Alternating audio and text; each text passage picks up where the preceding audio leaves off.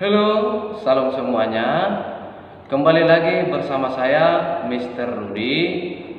Pada pertemuan kali ini, kita akan membahas tentang demokrasi menurut Kitab Suci. Apa itu demokrasi menurut Kitab Suci? Silakan dengarkan dalam penjelasan berikut ini.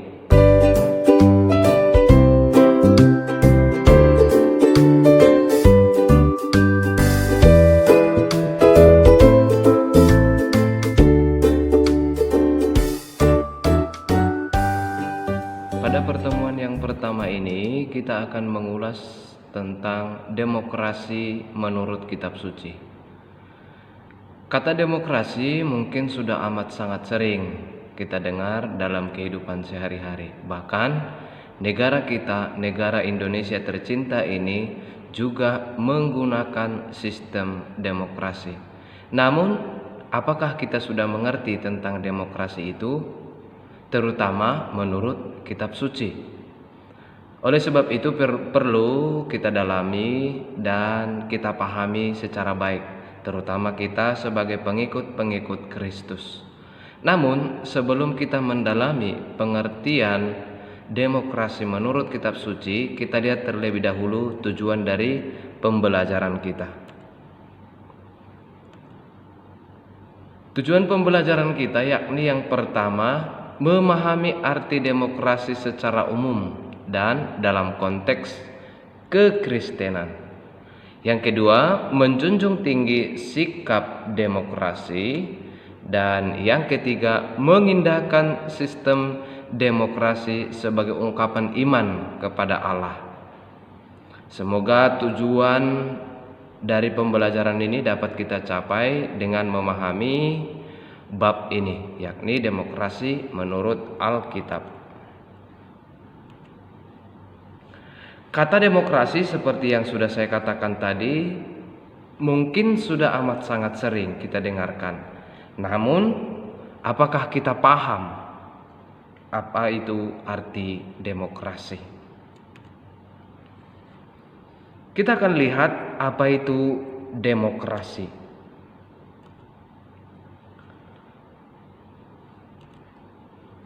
Kata demokrasi itu berasal dari bahasa Yunani, yakni demokrasia.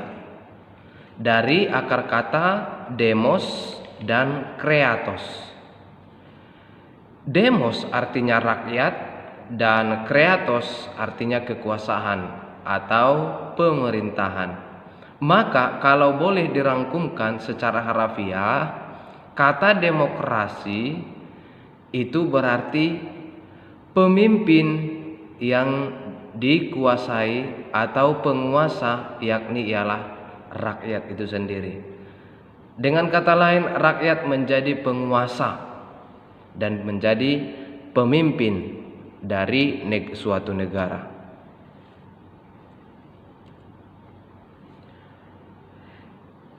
Pengertian harafiahnya demokrasi berarti kekuasaan atau pemerintahan rakyat. Dengan kata lain, kekuasaan tertinggi berasal dari rakyat, dilaksanakan oleh rakyat, dan juga untuk kepentingan rakyat sendiri. Atau sering kita dengar dengan istilah dari rakyat, oleh rakyat, dan untuk rakyat. Kita akan lihat praktis sistem demokrasi. Artinya kita mau melihat negara mana yang pernah menerapkan sistem demokrasi ini. Yang pertama sekali menerapkan sistem demokrasi yakni negara Yunani, Athena.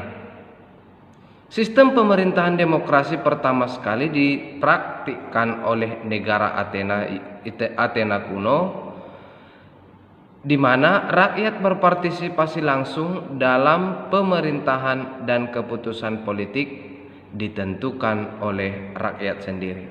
Selain Yunani atau Athena kuno, juga terdapat dalam negara Afrika yang menggunakan sistem demokrasi untuk menantang sistem pemerintahan otoriter kulit putih, dan menjunjung tinggi kedaulatan rakyat. Kita lihat sistem demokrasi yang ada di Indonesia. Negara Indonesia juga penganut sistem demokrasi yang dibawahi oleh Pancasila sesuai dengan dasar Negara Kesatuan Republik Indonesia atau NKRI. Demokrasi Pancasila yakni mengutamakan musyawarah, mufakat tanpa oposisi sesuai dengan Undang-Undang tahun 1945. Dengan kata lain, dengan adanya demokrasi, yang paling diutamakan itu ialah suara bersama, bukan dari suara otoriter atau dari pemimpin tertinggi, sebab pemimpinnya itu ialah masyarakat sendiri.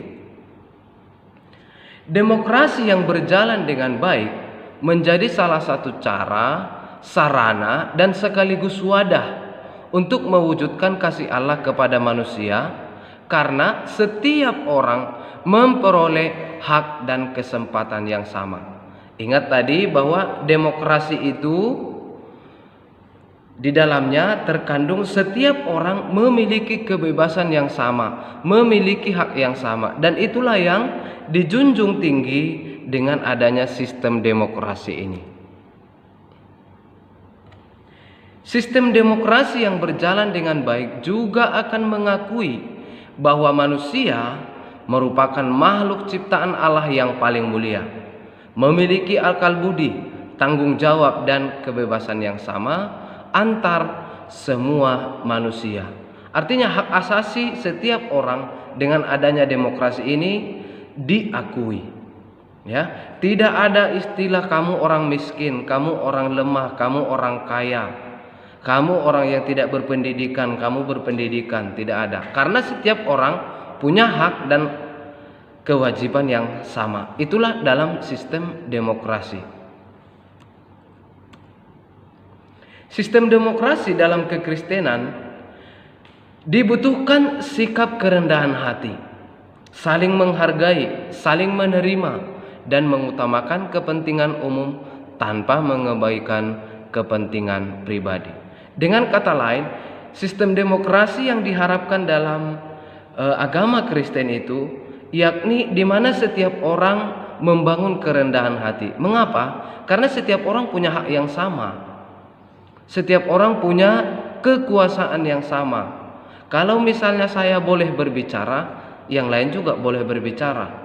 Kalau saya dengan kebebasan saya bisa melakukan sesuatu, orang lain juga dengan kebebasannya juga melakukan sesuatu.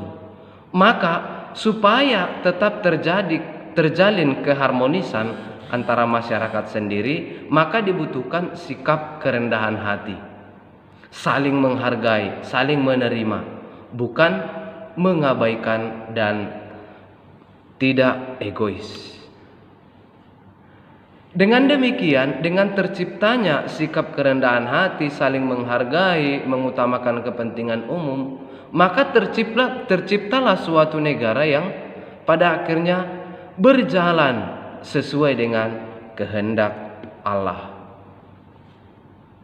Maka kita sebagai bagian dari masyarakat, khususnya yang ada di Indonesia ini, sebab negara kita menerapkan sistem demokrasi di bawah Pancasila, maka kita perlu setiap orang berperan untuk membangun dan membangkitkan semangat demokrasi itu. Semoga kita semua mampu membangun dan menghidupkan semangat demokrasi di negara kita tercinta ini, sebab hal itu merupakan ungkapan iman yang paling dalam kepada Allah, yang pastinya didasarkan pada ketaatan kepada Allah dan cinta kasih kepada semua orang. Hanya dengan demikian pada akhirnya kita dapat perlahan-lahan membangun dan menciptakan demokrasi, khususnya untuk negara kita tercinta. Sebab Dengan adanya demokrasi, orang pada akhirnya saling mengakui hak satu sama lain.